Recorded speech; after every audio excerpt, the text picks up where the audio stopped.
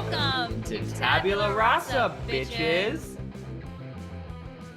Hello. Hello. My name is Allie. My pronouns are she, her. And I'm Nick, and my pronouns are he, him.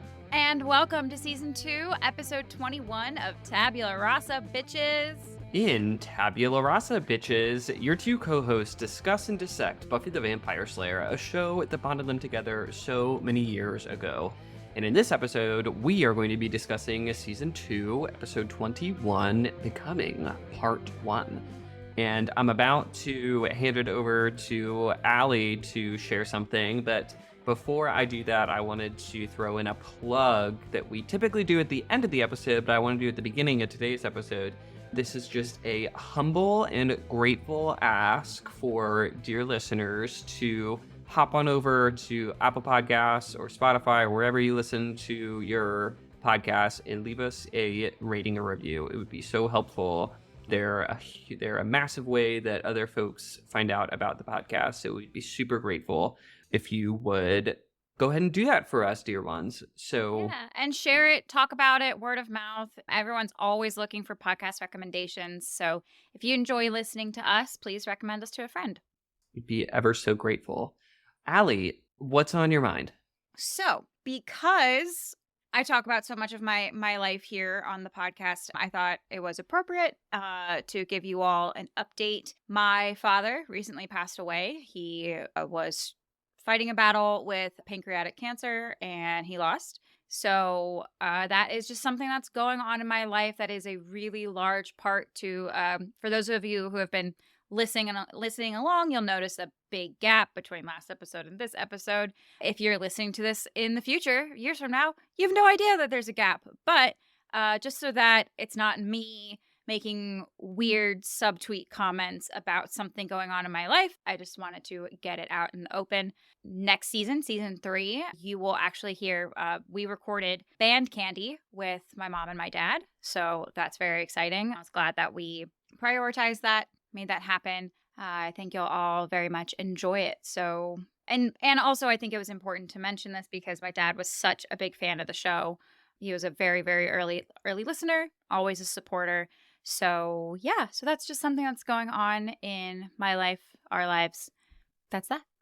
And he was, dear listener and just dear mentor for me, and he leaves behind a very, very big gap, Allie. Absolutely. I want to read one thing, if you'll allow this. I shall. I want to read a quote that he said. Well, he was a very quotable person, a very opinionated person, as everybody will hear in Band Candy, and I miss him very much. But he had one quote. You're looking for it? Yeah, and I can talk while you look for it, because also another reason I wanted to mention this just like out of the gate is that I'm sitting at his desk right now because I'm currently living at my parents' house before I leave for Atlanta, Georgia. So it's just he's very present with me right now, so I couldn't help but mention it. He had this quote that you read at his memorial service, Allie. The quote is, "If you ever get down about humanity, and there's often so many reasons to do so, think about the people in your life and strangers that would help you given the chance. Think about all the people you've never met that you've helped through one means or another. That should give you a little hope." And it does, even while the pain is so real. Yep. Yeah. That memorial service was extremely well attended. I think somebody counted over 300. So it was amazing to see. It definitely helps some of the hurt to see how amazing his reach was and how many lives he touched in such a positive way. All of the tributes on Facebook and just everything. I mean, not that any life should ever be cut short. Well, I mean, maybe some lives. Let's be honest. But to hear that he really did live so much life in those years is and will for a long time be quite a comfort. I think I could talk about Bruce all day, Allie. I think I do just want to be clear that the 300 people there does not even begin to touch his scale either. I didn't tell you about this, but the night before his service, I was driving up and I stayed with my dad in Colonial Beach overnight before. It was like a halfway point between here and Maryland. So I stayed with him and we were talking about Bruce. And if anybody knows Ken, Allie, like you do, the man does not have many emotions at all. The man, which is very strange, me being his child, because I'm just one big ball of emotions. But so we were talking about Bruce, and he said Bruce is a really good guy. And then I said, yes, facts. And then he started crying, and he said Bruce was really good to my kids. Oh. And he really was. It's true. We presses have been very, very fond of you Mercer kids. You've adopted a lot of people over the years. That's something that we keep coming back to is, me and my siblings. That has grown. The number has grown over the years. That's very much how we all want to parent and exist. And, to be the kind of parent that your kids' friends see as also their parent. Mm. I am very fortunate to have a lot of extra second bonus parents and siblings. And that's just what I hope to have. That, like with you, that feeling that you were always safe in our house. And that's what I hope to pass on to my children and their friends and everyone around me, really. I think too, to connect this to Buffy, he always took me seriously. Does that make even as a little kid, when nobody takes you seriously and nobody cares about what you have to say, when we would watch Buffy together and me and you would talk about it, and he would hear us out and have actual discussions as if we had the complex thoughts we did about the show. I don't know. No, that's one of the so my parents often would deflect compliments about how they raised my brother and myself, because they're like, I don't know, we just did our best. We're not really sure what we did. So they had trouble taking compliments, which often offended my brother and I, because they're complimenting us. Just take the compliment. They're saying we're awesome. Just give us the win. But they would say, what Mom was like, I guess we just, treated you like beings with thoughts and opinions, and we listened to them, and we just spent time with you guys. We took you to things that we enjoyed to hopefully you would enjoy. And it was just treating you like you are a person, and I think that makes all the difference in the world. Simple, but really powerful. Yeah, man. I love Bruce, and I love you very much, Allie. I love you very much. It meant all the world to me that you were there. So would never miss it. And in the months and years ahead, I'm not going anywhere. Perfect. I am going somewhere. I'm going to Atlanta, but that only puts me closer to you. And actually, we're going to see each other this summer too. I know. Okay. Yeah. That's going to be fun. For a little festival. Yeah. Get to see Lucas Graybeal. Okay. Shall we move on to Buffy Summers and her crew? Let's hop into this iconic episode. Wonderful. So, as usual, we'll do our best to avoid spoilers beyond this episode, but today we'll discuss this episode, spoilers and all. The local museum unearths a rune-covered whispering box that contains Akathla, a demon who, with one breath, can suck Earth into hell. Angelus learns of Akathla from Drew, and they hatch a plan to summon Akathla and bring about the end of the world. This dark power rising draws Kendra, another Slayer who we met earlier this season, back to Sunnydale. As Buffy and Willow study for finals, they discover the floppy disk from the night of Miss Calendar's death that contains the curse to restore Angel's soul. Angelus fails to summon Akathla the first time he tries, so he lays a trap to draw Buffy away from her friend so Drusilla can kidnap Giles to learn more about the ritual. Buffy falls for the trap, but the gang has plans of their own. Kendra will protect the Scoobies back at the library, where Willow will attempt to curse Angel. Drusilla and a gang of vampires descend upon the library, and in the ensuing fight, Willow and Xander are hurt, Giles is kidnapped, and, heartbreakingly, Drusilla murders Kendra. Man, what a heartbreaking into this episode too. I'm excited to dig into it with you. Yeah. And so we kick off the episode with a flashback to Galway back in the 1800s? I wrote down 1753. There we go. 18th century. 1700s. So, and my first note is, oh no, prepare for bad hair. Okay, oh God, it's just so bad. It's not even bad in that it's unkempt like it's supposed to be, but it's just a bad wig. Yeah, well, it's just a bad style because it's not like it. They did a good job with making it look like it's coming off of his head, but it's just like it's too poofy. I don't know, or it's just a bad cut for his face. Just basically all through this episode, all of the flashbacks, it's just like terrible long hair. And I'm not opposed to long hair, but like it's just I don't know. They just styled it poorly. Yeah, I don't think I think that they could have styled it in such a way that still sends the message that he is unkempt and scraggly and stuff. But yeah. It looks bad to me. Right, like shirt untucked or him stumbling. Like there's lots of ways to communicate that like he's a mess and he's drunk. But like, I don't know. I mean, there's other episodes. Sorry, spoiler already. There are other episodes where we get more flashbacks once he's a vampire. And his long hair is still not styled well. Right. So I don't know if he just like didn't learn enough lessons from like the interview with the vampire guys. Like maybe he needed to like hook up with Lestat, learn what like his grooming habits are. But it's not. By contrast, when we see Darla, holy shit, her outfit. I mean, just the gorgeous big poofy dress and her hair and the like side curls, and she looks amazing. She looks ravishing, way out of little. I think his name here is Liam. I think that was Angel's pre-name.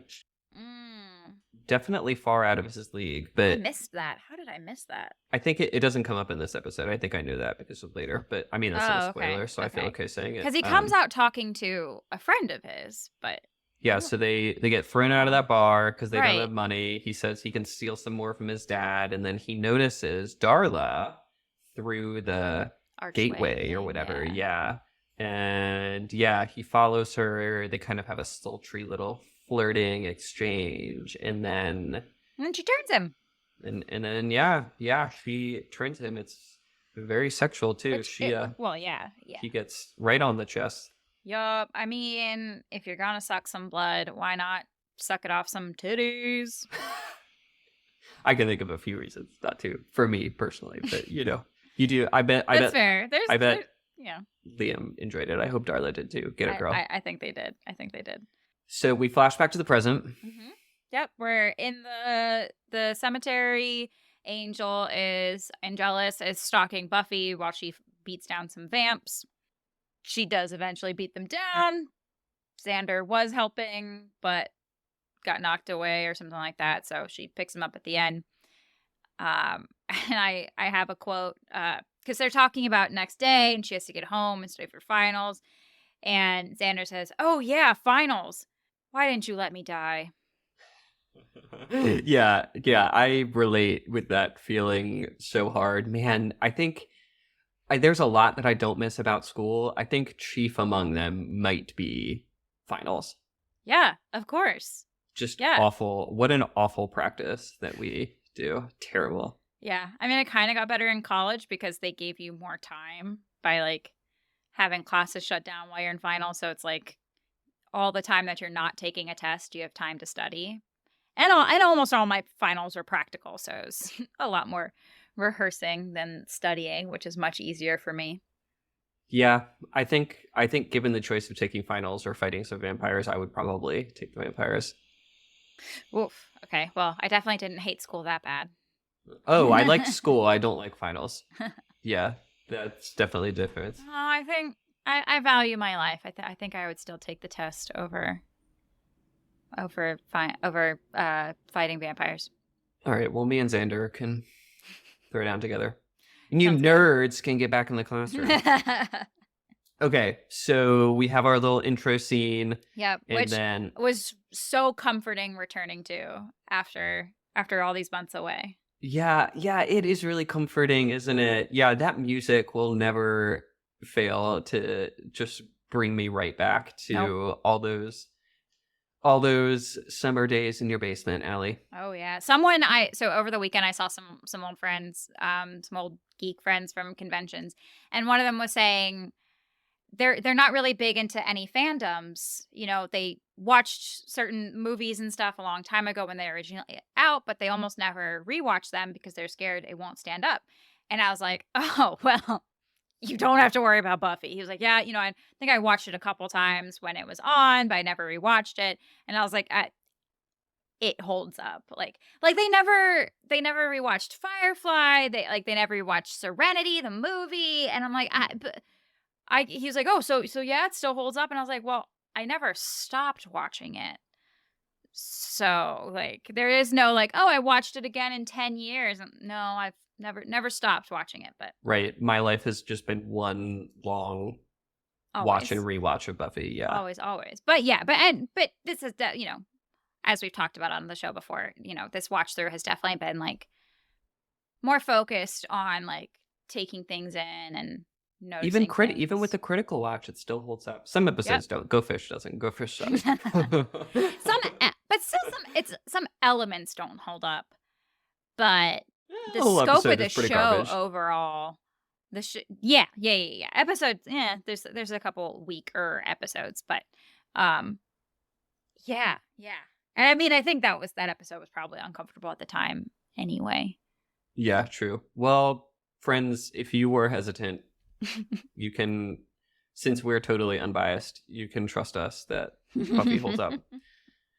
Okay. So Giles is heading to the museum. Yep. Giles is visiting the museum. Apparently, he was given a call. Somebody recommended him as an expert on antiquities. And the museum is like, "Yeah, we just unearthed this. They were digging to build some condos or whatever, and we found this." And he's like, "Yeah, so I don't know what's inside. Guess we'll have to open it up." Dude, have you not seen any movies?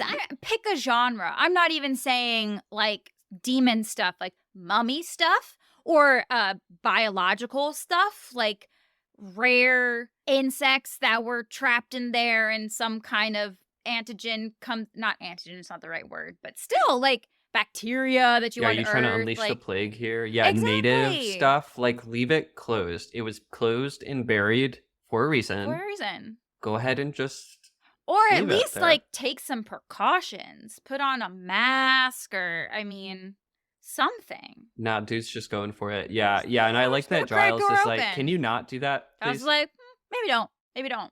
Don't do that. Yeah. Yep. I like it when when Giles first sees it, this ominous music starts playing too, and it's just such a great way that the show, I mean, it's creepy in and of itself. We didn't really need the music to know Right, that we like yeah. shouldn't open that, but it just really sent the message home that this isn't good. This is Sunnydale. This is Sunnydale. So I think we're in the cafeteria Yes, I love Xander's reenactment with the food. with I the fish sticks. Yeah, yeah. yeah. It's very Die. yeah. It was very Wayne's World when he's reenacting stuff or he's playing with the crawlers at the diner, and it's really funny. And Oz is back. So we talked in our last episode about the fact that Oz has mysteriously and without any explanation been gone for the last few episodes. But it's nice to see that he's well. And he and Willow, he has this really cute exchange with Willow. Willow says that she's going to get Buffy through the end of the semester, quote, if she has to sweat blood. And Oz goes, I bet you'd sweat cute blood.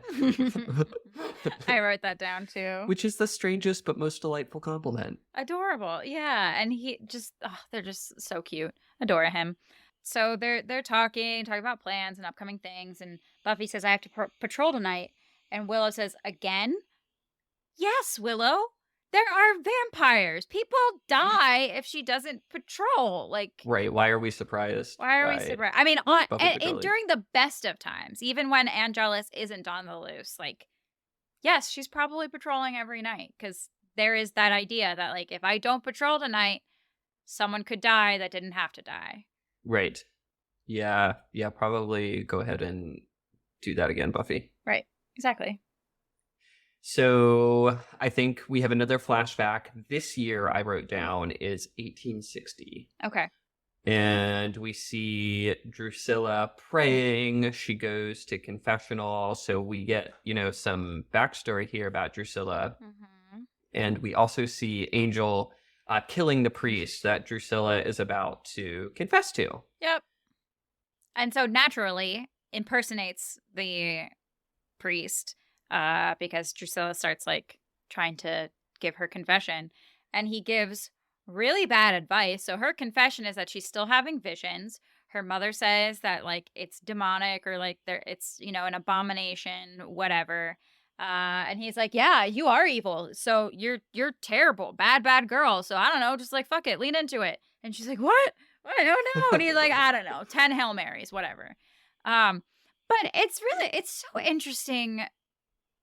Ugh, religious people continue to blow my mind. Sorry, not trying to offend anybody, but like her mom being like, "Oh, these visions are an abomination." But like if you think that God is all powerful, all knowing, omnipresent, then wouldn't you assume that like he gave her these visions?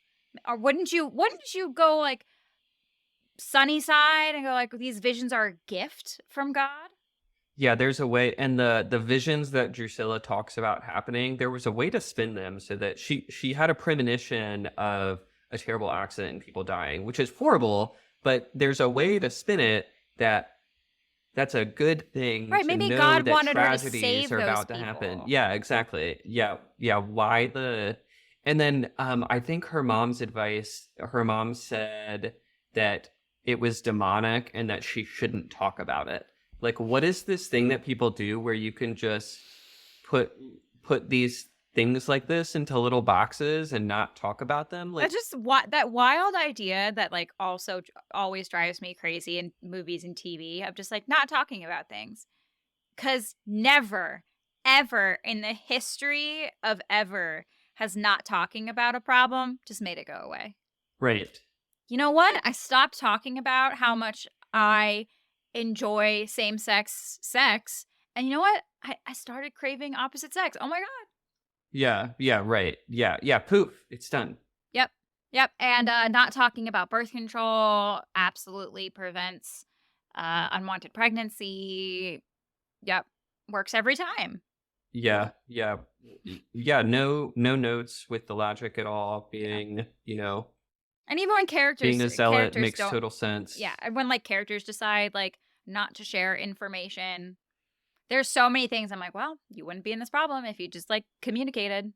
Yeah, that's an irritating trope that we've brought up Hate in this it. too. Like, if you've just made this substantially worse Yep. by it's like Giles, tell them about your past and why this demon is after you. Right. And we probably could have avoided Yeah. a fair amount of this. Yep. Tell Jenny what the curse is. Right. Yeah. Yeah. Jenny, tell everybody else what Tell the her curse you just found why is. Buffy and Angel need to be kept apart from each other. Right. Ugh. People. So People. now we're out of the I have one flashback. more thing to say Okay. about this scene and about the flashbacks in general. We talked about how how Angel's wigs leave much to be desired. In the accents as well, gotta say David Boreanaz, not super into your accents. Drusilla in the opening scene oddly has the same exact accent she has now as well. So there's some. So maybe by then she was in, because it's not exactly a British accent. It's an accent, or more like an affectation. But we don't ever hear about her being American per se. But we don't know that she's not American. So I don't know.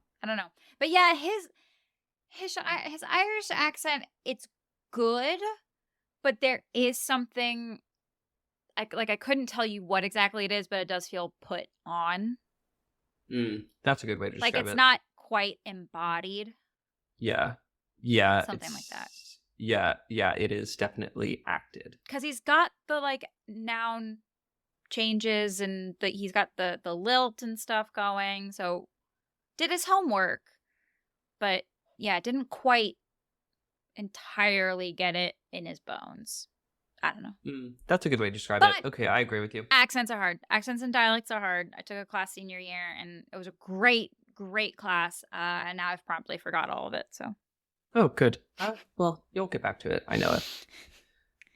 Okay. So, I think we're back to the present. yes, and we're at I don't know whose house it is. Angel's house, I guess. His mansion. Drew is talking about how she fed on an old man and he got stuck in her teeth. Ew. Gross. Gross. Gross. Yeah. Drusilla, I don't have sympathy for you. Yep. She also talks about how the moon was whispering to her. Love it. Love it. About how something terrible is coming. Yeah.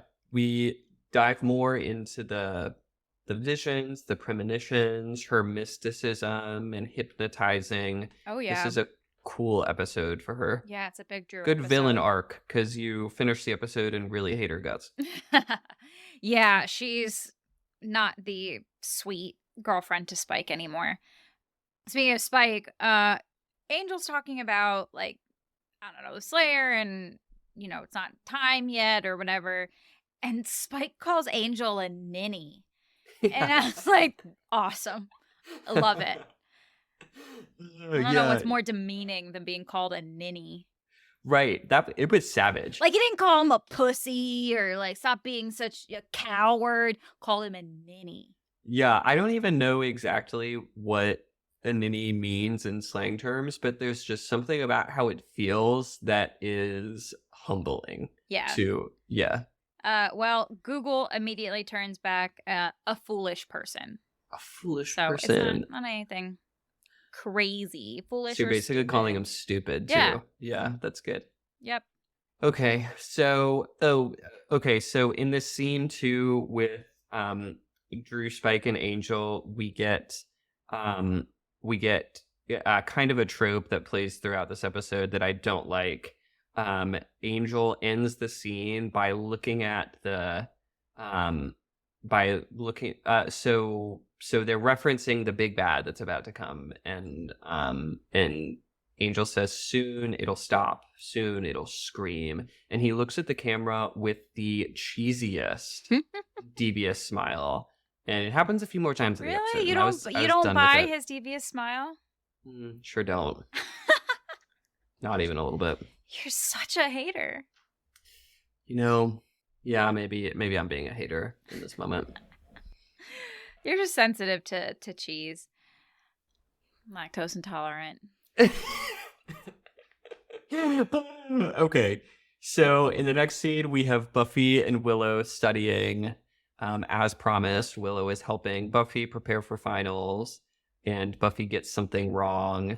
And Willow is reviewing her work, and Willow says, "I see your problem," and Buffy goes, "I'm a moron." And I like this moment from Willow. She's like, "Will you stop that?" Like it is the type of bullying love that I try to embody sometimes too. You 100% do. I'm like, you're gorgeous. Pick yourself up. Yeah. Stop being ridiculous. You are gonna go crush Cinderella. This. Yeah, exactly. Yeah. You have a face like sunshine. Oh, that is my favorite movie of all time. It's a great movie. Yeah, so definitely a great moment, great friend moment. And I love Buffy's reaction, like, okay, wow, all right, yep, you taught me.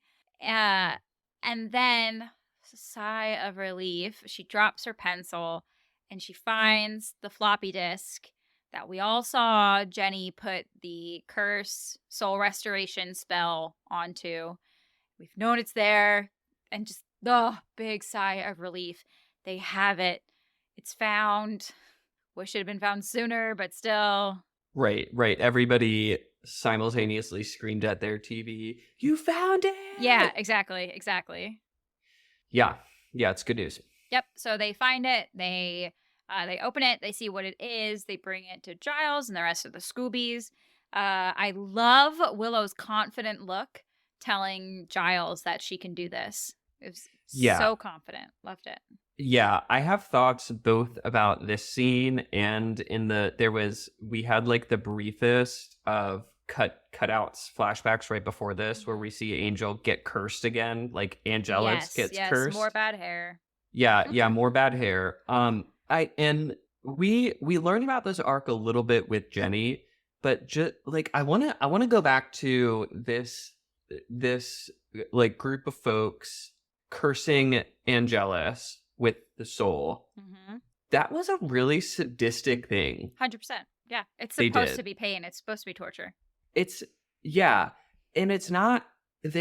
Before Jenny's uncle had said something like we're not about justice, we're about vengeance or something.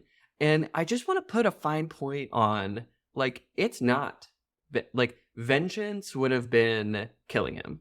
Like what they wanted torture. They wanted like anguish. They wanted like in their opinion, the vengeance is torturing him the way that they're now tortured with the grief and loss of their princess. Although I will say, she looked all right. Because that's them. It's her they're burying. And she didn't look mutilated. She didn't look like busted up. Like, kind of just looks like he fed on her. Right. Yeah, it was one of the random killings that he did all the time. Well, it's not like he slaughtered her whole village. Seems like I don't know. There's enough of them left to cast a curse. I just feel like they are saying they are recognizing that he will never understand the gravity of what he's done because he doesn't have a soul. So to make him understand the gravity of what he's done, they make him have a soul, and they recognize that that's the most painful and brutal thing that they could do to him. But they have souls themselves. Yep. Like they are look at what you're doing, and you don't even have the excuse of not having a soul. Exactly. Yeah. Mm-hmm. Yep. Yeah. Kind of that eye for an eye makes the whole world blind kind of thing. Yeah. It's like, yeah. But an eye for an eye would be them also being soulless. But it is like worse. Yeah. I don't know. No, I'm with you. And I get, yeah, it's hard. It's just hard to say. I'm like, I don't know. I'm not in a strong enough culture, or like I've never lived in a monarchy kind of thing. So like just the idea of like, we're going to eternally punish you because you killed this member of our tribe. Yeah, true. I mean, hunt him down. Absolutely. But again, the like going through the effort to like restore his soul. And like, what if he loses it again?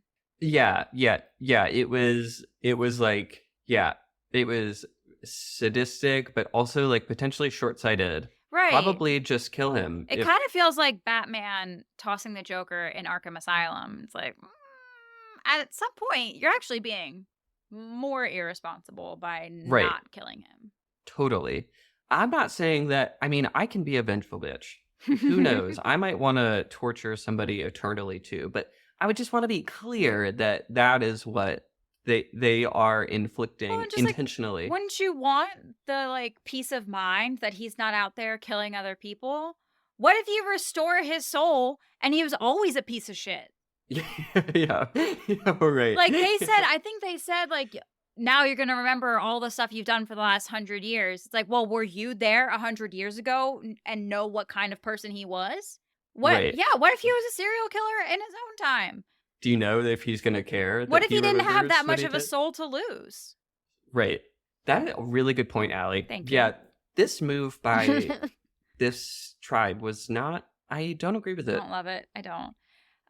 So we're back at the library after this flashback, and Xander is not happy that they want to restore Angel's soul, which, like, he makes fair points. I'm a Angel fan. I'm Team Angel, so I can't help it but want him back. But I still can't really argue any of his points.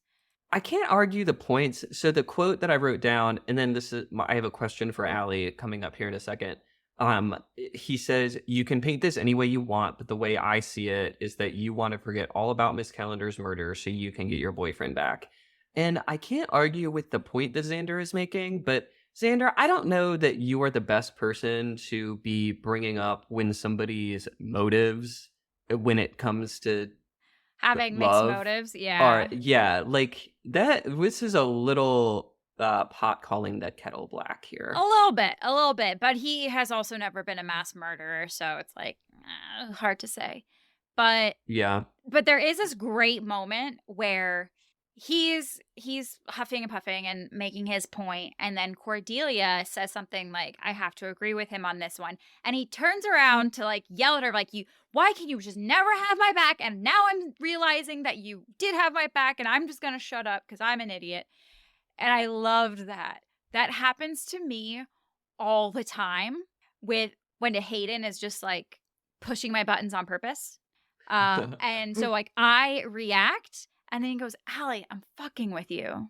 And I'm like, "I know that now, but I didn't take the time to take a pause and figure it out before I opened my mouth to react." Oh, that's funny. I like that. Well, So yeah, what is your I don't like you. I don't like you identifying with Xander in this moment because I don't think that you ever do anything like what Xander does in this moment. But, Okay, well, I'm not identifying funny with anecdote Xander noted. per se, just with the idea of reacting before Speaking before, yeah. speaking just straight from the mouth before your brain has time to catch up. So what do you think? What's your opinion on, whether they should restore his soul or not? On this debate between that was actually my question for Allie. I think that so it seems like restoring is going to be the path of least resistance. Like I feel like restoring would be easier than killing him because he's a hard mofo to kill. Mm-hmm. So yeah, I'd probably be team restore. I mean, and then also if he is alive, I can more likely look at him shirtless at some point, which is my mixed motive. Yep. What do you think? So I totally get the back and forth, and I think I agree that like strategically it makes sense to at least try. Because even if you then decide that it's still too dangerous to have him around, you can always kill him later. But it would be hard to take on Drusilla and Spike and Akathla and Angelus all at the same time. And whatever posse of vampires we know that they have. So I also think that strategically, like the plan, she doesn't bring it up right at this moment. But Buffy later has the plan like, yes, I'll kill him. But if I am having trouble or I fail or something, it can buy us time or it be helpful or like it might still save us to have Angel turn back and then to have an extra, tank on our side. Yeah, I think that the plan they ended up with was the right one. Yeah. I think it makes that makes the most sense. Yeah. Okay. So now so I think that we have a very quick scene at the museum where the relic is doing spooky whispers, and then Drusilla comes and kills the curator, whoever that is. Yeah, it's not good to be a museum official in Sunnydale.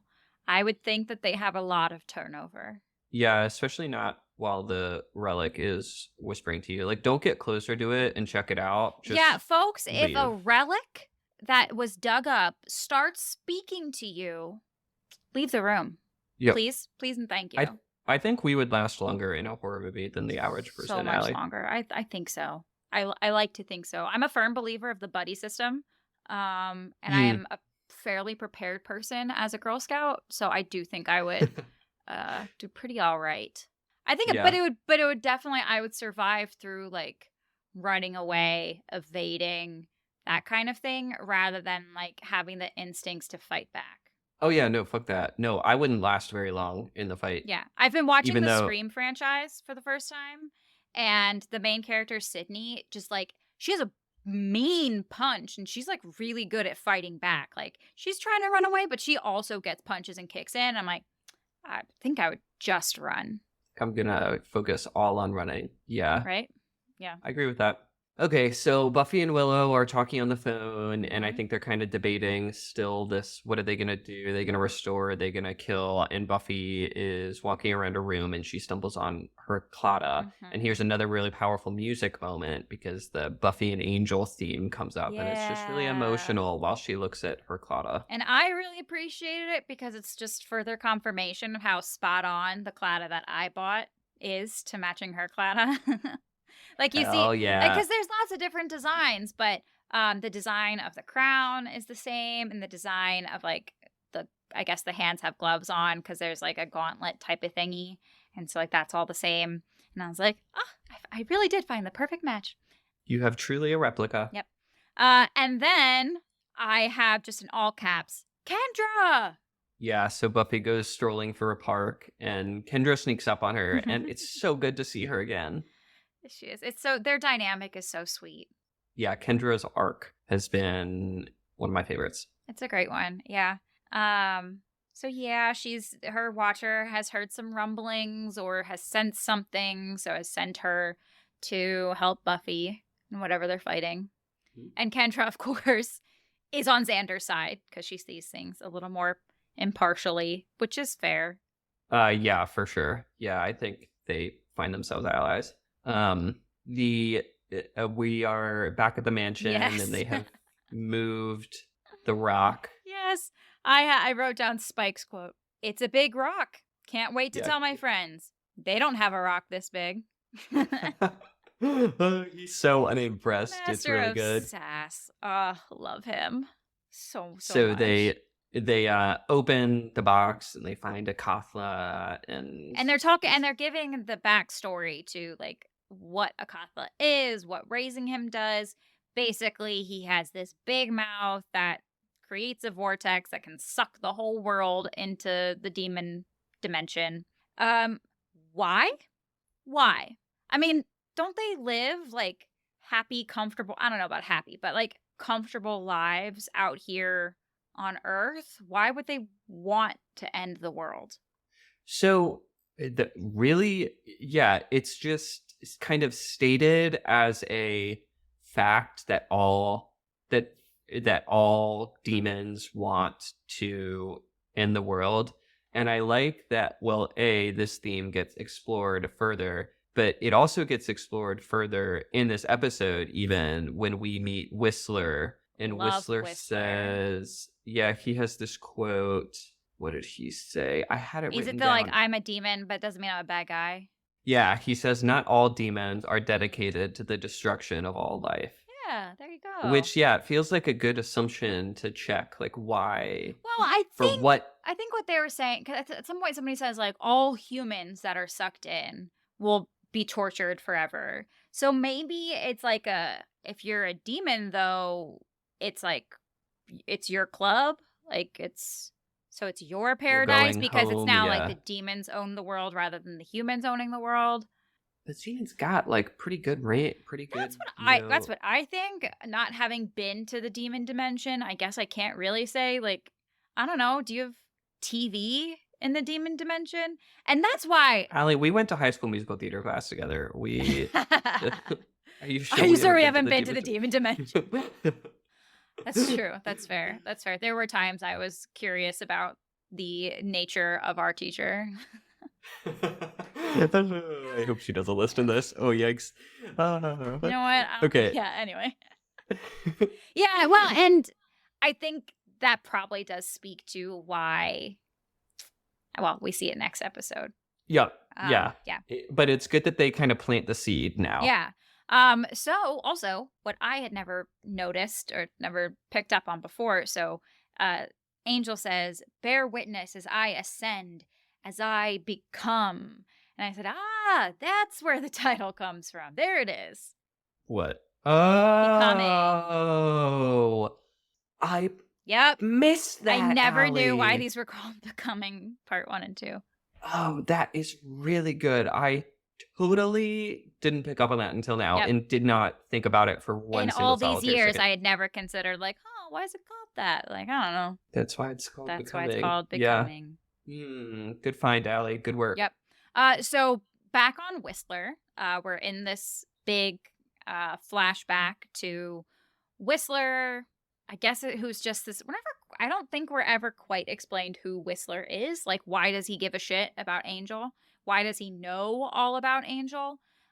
There's some sort of almost prophetic elements to him. He's saying like, you have options.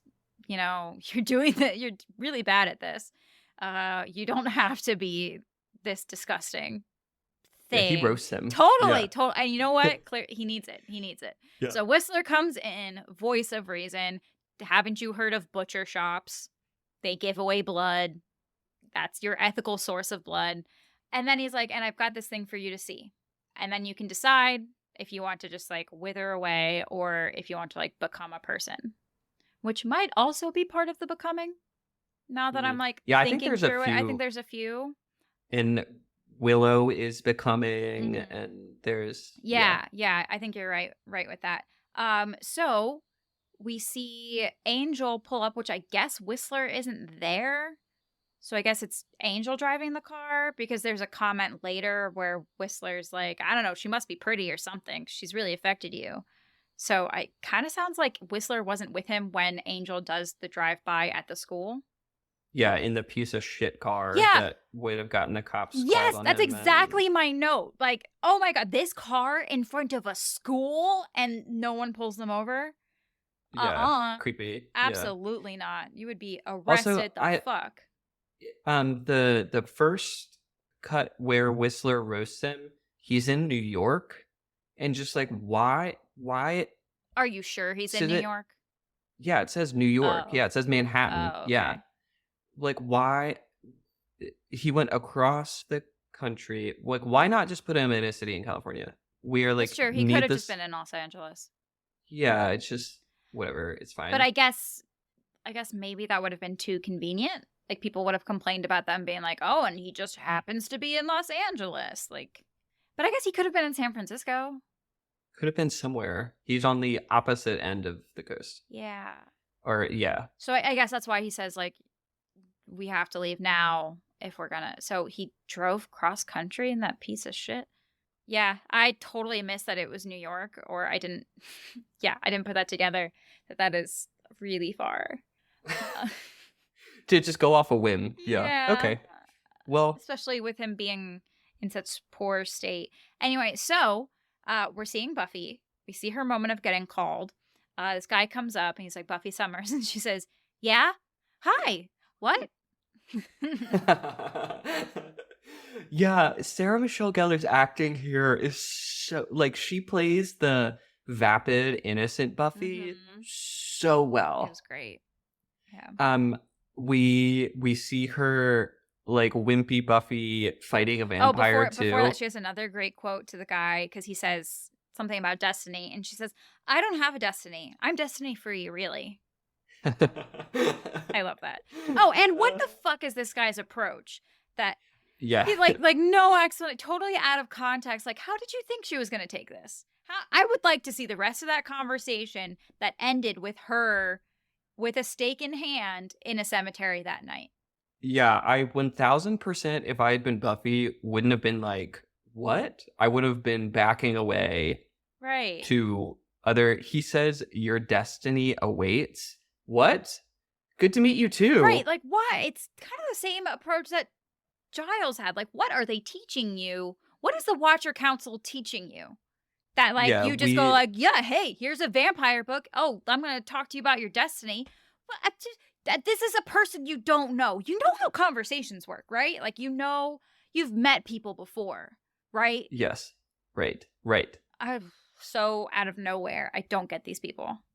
They could use a emotional intelligence class, maybe. I think so. Okay, and also, so we see wimpy Buffy slaying her first vampire. She's like, clearly really freaked out. She gets home late. So this is all one day? I guess so, yeah. I mean, she's in the same top, so...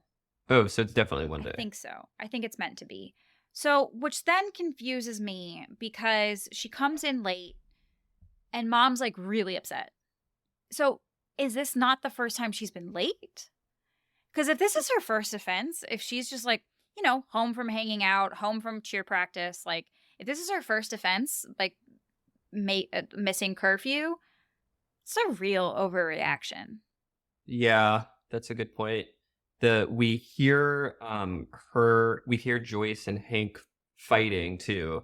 It's a pretty brutal fight. Yeah. So I don't know if it is part of a pattern or if they were fighting and Buffy got the brunt of it. That could also be it. They were fighting and Joyce overreacted because she was already in such a heightened state. There's this so Buffy is overhearing them fighting and she is looking in the mirror and you can just see, like, given the fighting and the vampire thing, you can really just see Buffy's world coming apart. Yeah. And you notice when she comes in and she's talking to her mom, immediately her voice has a whole new quality to it. Yeah. Totally. Yeah. Like that is the day. Like she slayed a vampire and her innocence in one day. Yep. Yeah. Woof. Oof. So this also means, the fact that Whistler found Angel and then Angel is still a hot mess and sees Buffy. Mm-hmm. When we see him in the first season and he's like sexy and put together, this is like, he gets his life together. In a year. It's a year. Yeah. Yeah. Okay. A year's long enough, I think. Because the flashback labels it as 1996. So it's her freshman year. And then we meet her in her 1997 sophomore year. in her sophomore year. So it's maybe not a year. That's true. It doesn't necessarily mean it's a year. But love is a powerful motivator. I guess purpose is powerful too, but it's just quite the dichotomy. It's that little flame that lights a fire under your ass. Purpose, it keeps you going strong, like a car with a full tank of gas. Oh, it came back to musical theater. Yep, Good. Always. Also, Whistler would be a powerful motivator and a quick teacher as well, I think. So it's not like he was getting himself all together. He was learning from Whistler too. Angel does say, as he's talking to Whistler in the sewers, he says, "I want to be like you, but I don't want to dress like you." Which was great. Pretty sad. Which, considering how he does end up dressing, it's like, that guy was in there the whole time? Yeah, you squandered a long time there, buddy. Feeling bad. Oof, yeah. Also, I don't know how someone who ends up dressing like that and having the beautiful apartment that he does and all of the like beautiful collections of antiques and stuff like that. He was like, that person let himself be that person? Woof. Do better. And he does. So we're at school, right? We are almost at school. Okay. Angel tries to do the ritual and fails, and then Spike gloats at him and says, "Someone wasn't worthy." Spike, you little bitch. I love you so much. He deserves it. So much. Okay, now we're back at school. So now we're back at school, and we're seeing someone covered up in a raggedy shawl or some raggedy fabric coming in, walking the halls. And once again, no one's stopping this? Yeah. Like, what? Do kids commonly come? Like, it's not like a hoodie with the hood up. It's this raggedy ass blanket thing. Yeah, you look like a homeless person stumbled in off the street. Nun. Yeah, or like the nun. But yeah, no teacher from the front door to the classroom stopped her. There's some. I have a note about some of these holes in this episode later, but how it still is an amazing episode. Oh, still an amazing episode, and like there are like more plot holes than the average episode. Yeah, and the flaming vampire message sends quite the message that is a great way to make an impression. I don't know that we've seen a vampire be so into the mission of scaring Buffy that they will light themselves on fire for it, Yeah. since like the Master, like I believe that the Master probably could have inspired that, but maybe that's more, I don't know, we were talking about like religious extremism earlier, Yeah. and this strikes me as kind of a similar Well, and motivation, we but it was like, do in a scene really soon, we see Drew doing a little hypnosis on oh, Kendra. that's true. So maybe she has influence that way. Maybe that's a good point too. We've never seen her mind control, just hypnotize, but I don't know, maybe. Yeah. Well, that vampire sacrifices herself to the cause, that's for sure. Sure does. And then we see Buffy in the best coat. Yeah, the iconic blue coat. Such a great coat. That Yeah. shimmery iridescentness to it. Oh, such a great coat. And it's long and flowy. And long and flowy. And so after the vampogram, we're back in the library. The vampire. That's funny. My next note is just, aw, Mr. Pointy. Yeah, so she's debriefing with everybody about what just happened in the library, and she says, okay, so yeah, Angel said midnight, I'm gonna go. He told me to be there, so I'm gonna go. Yep. And they're like, maybe don't do that. And she decides to anyways, and Kendra on the way out gifts her with Mr. Pointy. her lucky steak. Yeah. It's a really charming and delightful exchange between the two of them. It really is. And this is the scene where we get Buffy's plan that, yes, I'm going to go there. I'm going to fight him. I'll kill him. But it could still be helpful if I'm not successful to have him restored. So let's try both attacks. I think that's a smart way. Divide and conquer. Like, how about some redundancy in the plan? Like, I think it's a really smart plan. I don't think it was smart to go. Oh, I think that was... I mean, hard to say. I don't know. He's gonna kill people anyways. He's gonna, like...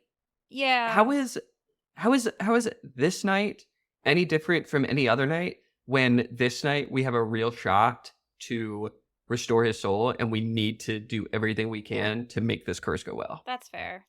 And I think, well, hindsight's 2020, but it certainly would have been helpful to have Buffy and Kendra protecting Willow while she attempts the spell. Yeah. Hindsight is 2020. I wonder what I would have felt not knowing everything that transpired. I don't know. Well, and that's the thing is, well, I don't, because we were talking about, just in general, don't take the bait. Yeah. What about the point what about the other part of the note where it says this is a trap? Right, exactly. Which she still went for anyway. But I don't know what conclusions they would have drawn from the vampogram, because Spike has had lackeys before, but in all the stuff we've seen, we haven't seen Drew, Spike, and Angel with lackeys since the factory went up in smoke.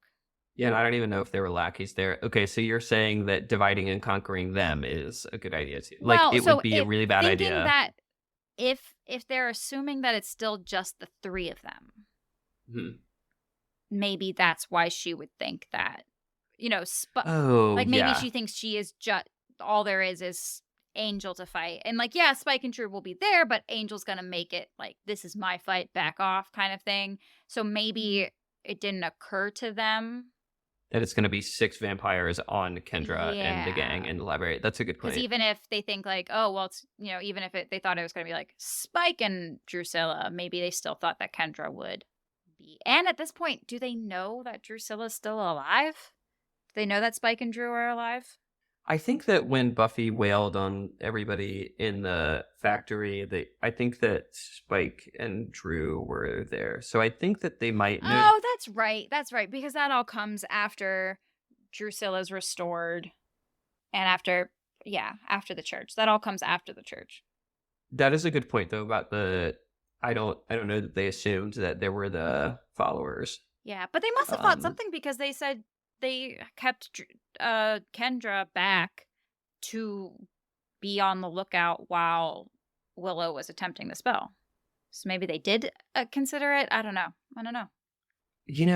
Plot holes in this. Also, if someone came to you and was like, if you don't come fight me, all these people are going to die. it would be really hard not to go to the fight. Even knowing it's a trap, you're like, I don't know. I just can't imagine having that kind of choice on my plate. I don't know what I would do. I don't know if I would be able to have the higher functioning logic of this needs to be successful or else even more people are going to die. You're a pretty logical person, Ellie. I think That's that true. I would probably think this way. But, and also this is 29-year-old Allie. Would I have thought the same at 17? there is a much more than 29-year-old there who's not Also true. backing up That's the... true. Yeah. I don't know. Whatever. Well, they did what they did. Yep. So Buffy does meet Angel, and they start And fighting. he greets her, hello, lover, which is why I hate the use of that word. Yeah. I think the whole Angelus going bad thing is the whole origin of me disliking that word. A lifelong skeeving off of the pet name lover. Yep. Until Yeah. Taylor Swift's song Lover. That is my only instance where I don't hate that word. Good. Okay, Taylor gets a pass. That's good. Yep. So throughout this exchange, there's kind of like a hodgepodge scene. We cut to the graveyard, we cut to the library, and basically mayhem everywhere, especially in the library. Yeah, I have this note. Giles holding his own. Oh, and he's knocked out. Because I had a moment of, look at Giles go. Maybe he won't get knocked out this time. Nope, he got knocked out.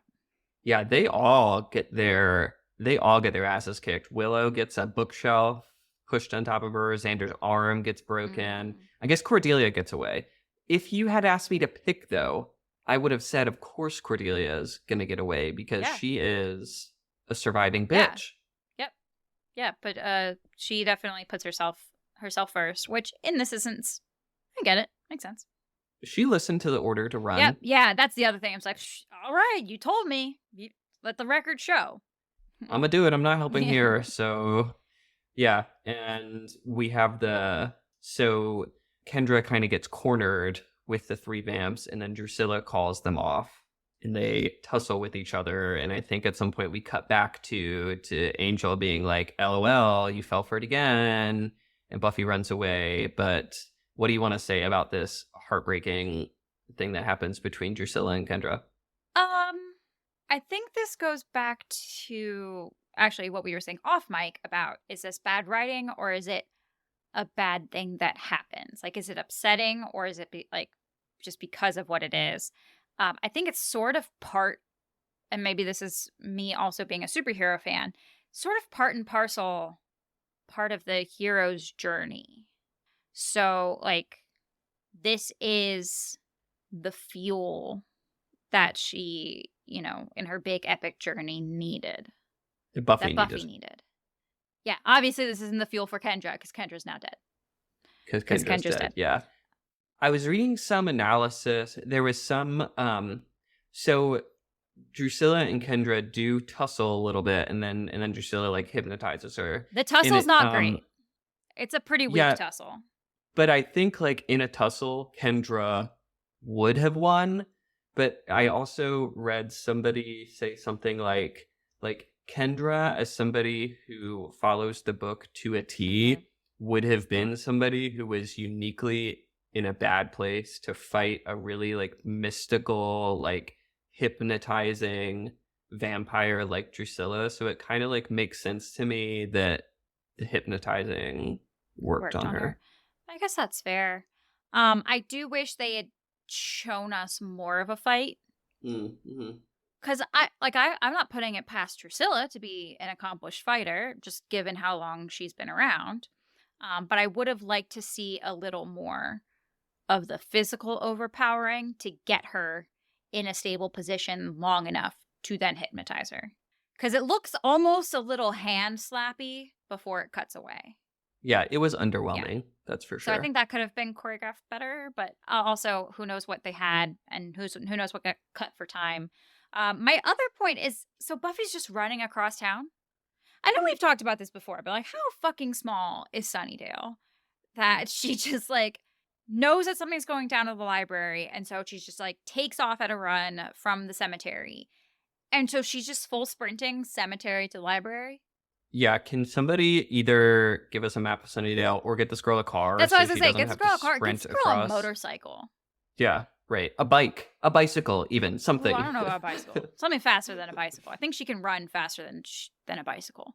But yeah, because I'm not really a fan of motorcycles because they're dangerous as hell. That's why doctors call them donor bikes. But Oh, it's true. It's true. They do.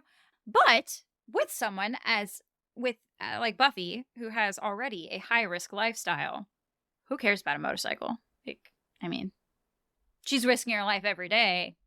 yeah. Feels like a Thinking about how feels like a much. drop in the bucket. So yeah, somebody get Yeah, this girl a motorcycle. I know Joyce wouldn't be a fan, but like figure it out. right. Yeah, yeah. We can have a creative solution here. Don't tell Joyce about it, or like Right. something. Stash it in a The mausoleum. this scene of I remember when I first watched this, I was so overcome with sadness at Kendra's death, and I was just in a puddle. And then the slow running through the Intro hallway alert. and just Buffy's expression, yeah, just like further cemented my sadness. And then intro alert that comes up for a couple of seasons Oh now. yeah. And until it leaves, seeing that bit in the intro always brought me back to this Really? devastated moment, where Kendra died, and that made me so sad because I loved her character. I like her arc. They could have done a lot more with and I have more to say about this, but what happened, It's and never affected me like that. really, I was devastated by Kendra's death. Yeah. No. Yeah, I guess I just never connected to the character that much. Like I've always liked her. It's not like I disliked her, but it's not really something I thought about. I guess same way I was saying before, like I'm not devastated over the death of Bruce Wayne's parents. Like it's just kind of the necessary thing. I don't know. Yeah, her death never affects me like that. I do like the contextualizing. Okay, so you're contextualizing this sad moment in Buffy's overall journey, Yeah. which Like I agree with. like with Spider-Man, no one wants Gwen Stacy to die, but Gwen Stacy has to die. Sorry, spoiler I don't know spoiler Spider-Man, but it alert sounds good. for Spidey fans if you're new to the franchise. But it's a big defining moment. The same way his uncle dies. These are big signpost, totem pole, whatever points in the hero's journey. Yeah. Well, there's an epic cliffhanger here too. Yep. So Buffy does stumble back into the library. It's too late, and as she sees Kendra's body, we hear like a gun click, and we hear somebody say "freeze," and it cuts to black. Yeah, and it was actually kind of a funny moment because I was remembering how this season ends, and I was like, "Oh, that's right, but who is that?" And then Kendra showed up while Buffy was on patrol, and I was like, "Oh, that's right, you're who dies." Yeah. Oh, that's interesting. I've been dreading Kendra's death for several episodes now, and you were like, "What is that again?" That's so funny. How different things stick with us. Sorry. Yeah, no, that's not. No, there's more. Season 5, I guess, is what I'm dreading. Oh, I think that's probably what I'm dreading the most. Yeah, that one I am more sad about that one. Yeah. Oh, Anywho. oh, actually, a couple in season. Never mind. I'm not going to say anymore. There's a lot to dread in season 5. There's plenty of sadness coming up. Yeah, but also one of my favorite characters ever. So, you take the good, you take the bad. Oh, season 5. I was thinking season 6. Oh, cool. I think. Yeah, I was thinking season 6. Never mind. Whole different dreading. Yeah. Okay. So we've kind of recapped the episode. Feel free to throw in anything that we've missed. I have trivia, and then I want to introduce a hot takes segment where we can talk about something that we didn't really get to dive into during the course of the summary. Wonderful. So do you have any thoughts, any other walkthrough thoughts? Nope. Okay. Can I give my trivia? Absolutely. I have several pieces of trivia for this one. I scoured the internet for these. I didn't notice these myself. This is the first siring we see on camera. Really? So that feels meaningful that it's Drusilla and Angel. That's pretty cool. Yeah. Giles mentions that, so he has an orb of Thessala, and he says he's been using it as a paperweight, which is funny because several episodes ago when Jenny was originally buying one, the shopkeeper says that he typically sold them as paperweights. So. And I myself have kept myself from buying an Orb of Thessala paperweight or Orb of Thessala replica because I know that it's not good for anything except a paperweight. You're like, this is useless. This is useless. Allie, don't do it. Yeah, fair enough. Drusilla kills Kendra by like hypnotizing her. Is that how I say that word? What did I say? Hypnotizing. Whatever. Emblematic of how the Master killed Buffy.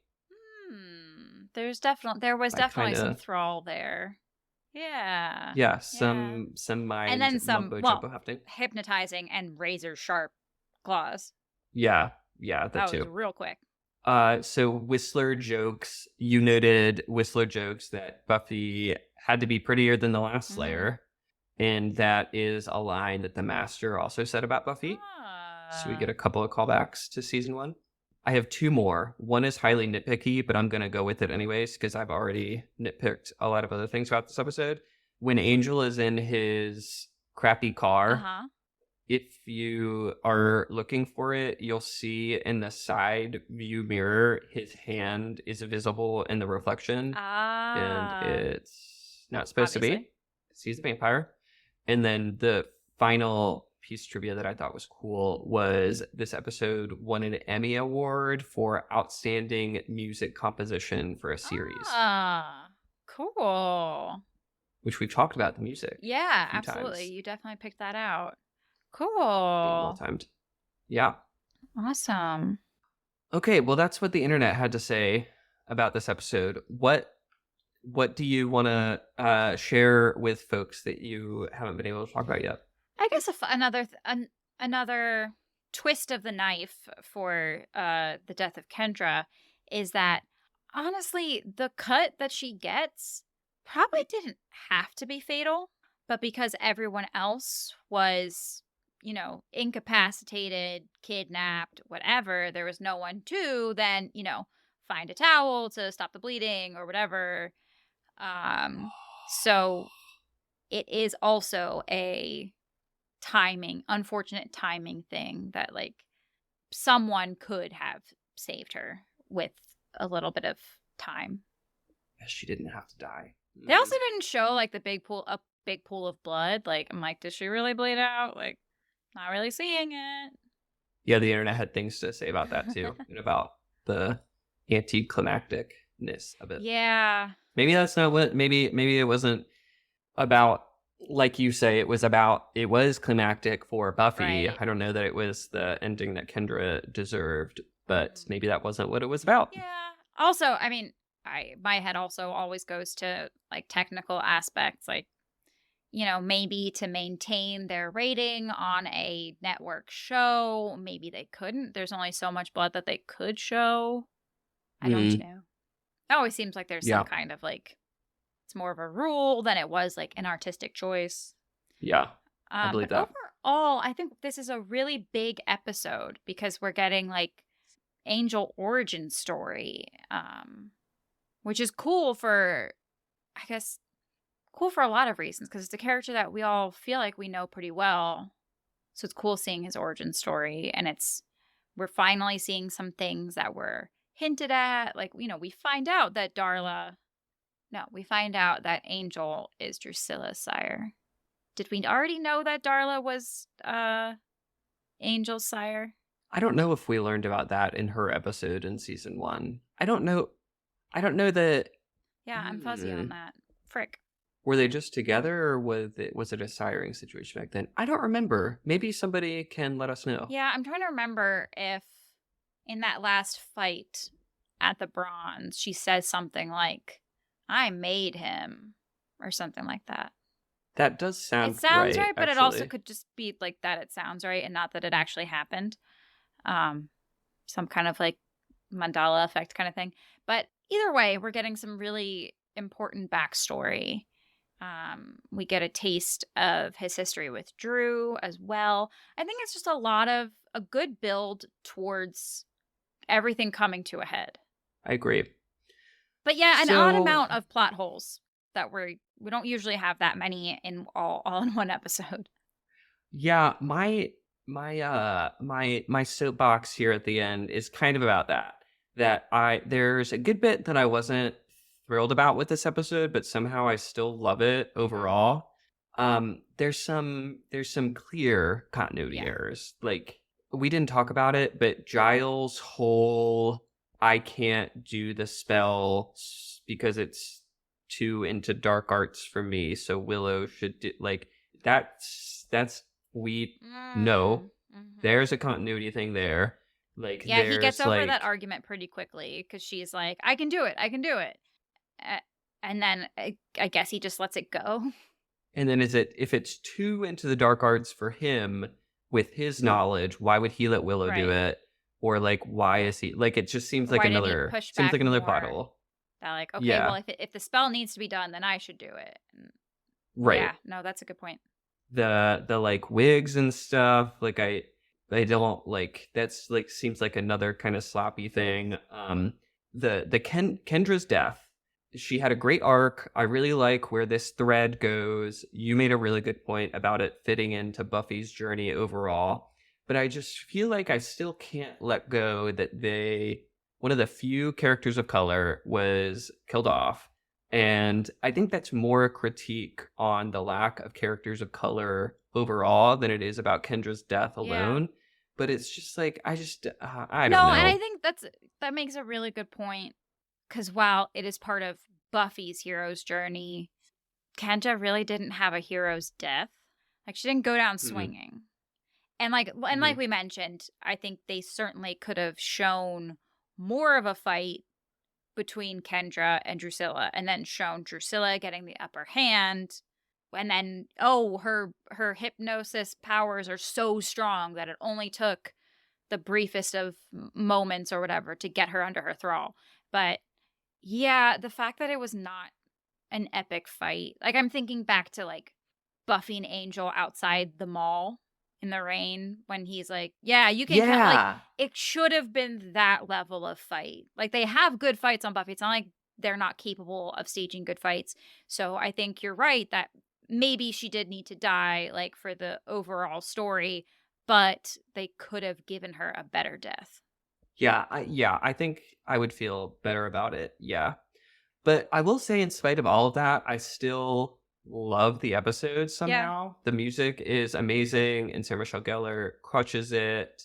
And like, I think the way that she plays the innocent, like, pre-Slayer Buffy is fantastic. And I just feel like it, even with kind of the sloppy elements of the episode, the story is just so strong that, and it like they tell it really creatively with the flashbacks. And I don't well, know. and Overall, I agree. I think sloppy is the word. I think there's a lot of stuff that they packed a lot of information, a lot of locations into this episode. But so that, you know, the finer points, the attention to detail was a little lost. But at this point, the characters and their relationships are so well established that I think it still comes out strong because of those elements. Yeah, I agree. It still ranks highly for me. Yeah. Well, thanks for indulging me, Allie. Absolutely. You brought up some excellent points. You know I like discussion. Yeah. All right. Well, I think that about does it for this episode. All right. So. Well, thank you so much, everyone, for joining us for today's episode. We hope you'll join us next time when we'll discuss Season 2, Episode 22, Becoming Part 2. And if you're just too excited to wait until the next episode to chat, send us an email at tabularasabpod@gmail.com. Kind of swapping up social media stuff here, but the best way to find us on social media is going to be probably Instagram or TikTok at tabularasabpod. And again, we'd be so thrilled if you would leave us a rating or review wherever you listen to your podcasts. Allie, where can folks find you on the internet? Folks, you can find me at DaughterPick, DAUGHTERPICK on Instagram. And you can find me at Future Black Cat on TikTok.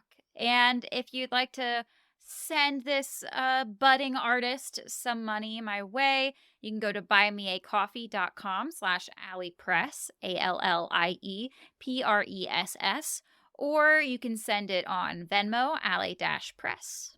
Awesome. Well, all those social media handles are going to be in the description. Allie, this was a lot of fun. Always good to see you, my Thank you dear. for sharing your presence with me. Thank you. And thank you, all of you out there. Take care of yourselves. Make good choices. Bye-bye. Bye. Tabula Rasa Bitches is hosted by Allie-Press and Nick Mercer, with music by Inflaton Cult, artwork by Charlotte Fleming Design, and consultation by Evo Terra.